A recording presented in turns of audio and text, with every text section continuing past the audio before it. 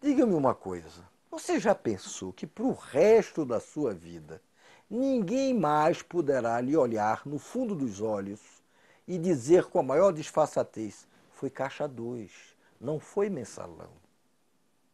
Seja sincero, ao longo dos últimos 7 anos, você não se sentiu tentado a acreditar que poderia ter sido apenas caixa 2? E muitas vezes nem parou para pensar que caixa 2 também era crime. Caixa 2 é crime. Houve um momento, logo depois do escândalo do mensalão ter sido denunciado por Roberto Jefferson há 7 anos, houve um momento que até tentaram negar a existência do Caixa 2. Foi quando Delúbio Soares, então tesoureiro do PT, prestou depoimento no Congresso e falou em contribuições não contabilizadas. Lembra? Contribuições não contabilizadas. Delúbio queria dizer o quê? Que dinheiro doado legitimamente para pagar despesas de campanha do PT e dos seus aliados, por um motivo qualquer, não fora declarado à Justiça Eleitoral como manda a lei. Uma falha, uma grave falha, mas nada mais do que uma falha. Se não perdoável, pelo menos corrigível. O próprio Delúbio parecia tão seguro que tudo não daria em nada, que um dia chegou a profetizar: mensalão ainda vai acabar como piada de salão. O PT, por sua vez, decretara: não passa de golpismo, de atentado à democracia, insistir com a ideia de julgar aqueles que a oposição, por pura maldade, batizou de mensaleiros. Quantas vezes você não ouviu isso? E quantas vezes não ficou em dúvida? Dos 10 ministros do Supremo, o que melhor definiu tudo o que aconteceu foi Celso de Mello, o decano da corte, o mais antigo.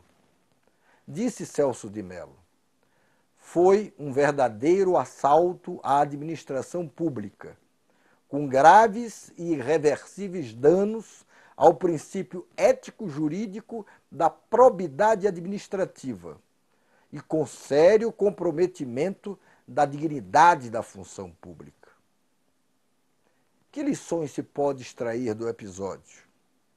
Celso ensinou: quem tem o poder e a força do Estado em suas mãos não tem o direito de exercer, em seu próprio benefício, a autoridade que lhe é conferida pelas leis da República. Quer mais? Celso disse: o conceito de república aponta para o consenso jurídico do governo das leis e não do governo dos homens. Ou seja, aponta para o valor do Estado de Direito.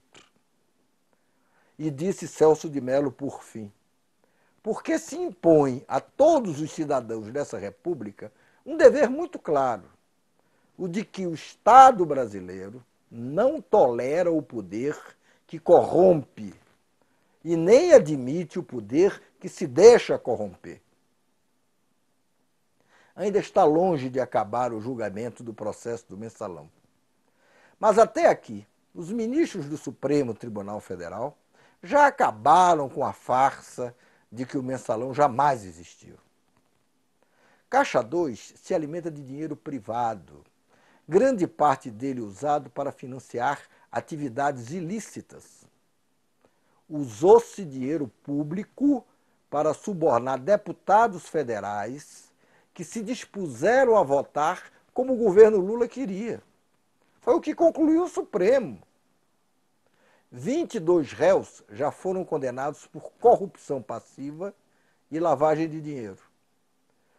O Supremo agora começou a julgar os réus acusados por corrupção ativa e formação de quadrilha. É lógico. Se alguém se vendeu, alguém comprou. Uma vez Lula foi à televisão, pediu desculpa aos brasileiros e garantiu que fora traído. Quem o traiu? Lula jamais revelou. O Supremo deverá apontar em breve os traidores. tem espaço sobrando no banco dos réus do Mensalão. E um novo inquérito já foi aberto por ordem do ministro Joaquim Barbosa. A Polícia Federal apurou o possível envolvimento com o Mensalão de nomes que ficaram de fora do processo, ora em julgamento no Supremo. Entre esses nomes está o do atual ministro Fernando Pimentel, do Desenvolvimento Industrial, o queridinho da presidente Dilma. E também os nomes dos ex-deputados federais do PT, Benedita Silva, do Rio de Janeiro, e Vicentinho, de São Paulo. O Procurador-Geral da República não descarta ainda a possibilidade de procurar resposta para uma pergunta que teima em não calar, depois de 7 anos. A pergunta, afinal de contas, Lula sabia ou não sabia do Mensalão? Não me venham com a baboseira de que investigar Lula também seria golpismo, atentado à democracia, retaliação contra um homem que dedicou sua vida a lutar pelos pobres.